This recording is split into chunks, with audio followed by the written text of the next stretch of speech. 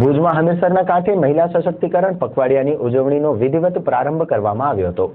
આજના સાંપ્રત સમયની માંગ પ્રથમ છે તેવું કચ્છના પ્રભારી અને રાજ્યના આરોગ્ય અને પરિવાર કલ્યાણ રાજ્યમંત્રી શંકરભાઈ ચૌધરીએ ભુજ ખાતે હમીરસરના કાંઠે જિલ્લાના નારી રત્નોના સન્માન સમારોહમાં દીપ પ્રાગટ્ય કરતા જણાવ્યું હતું।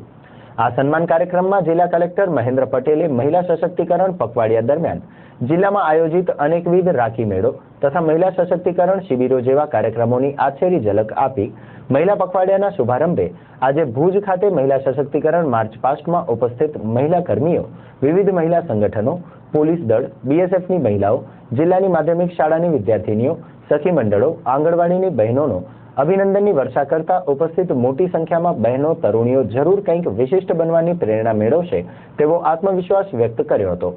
પ્રારંભમાં પ્રસંગ પરિચય પ્રભારી મંત્રી શ્રી ચૌધરીનું શાલ ઓઢાડી પુસ્તક પુષ્પો વડે સન્માન પશ્ચિમ કચ્છના પોલીસ વડા ડી.એમ. પટેલ, નાયબ પોલીસ વડા તેજલબેન પટેલ તેમજ નાયબ પોલીસ વડા બી.આર. પટેલ, પૂર્વ કચ્છના નાયબ પોલીસ વડા દિલીપ અગ્રાવત તેમજ વરિષ્ઠ અધિકારીઓએ કર્યું હતું।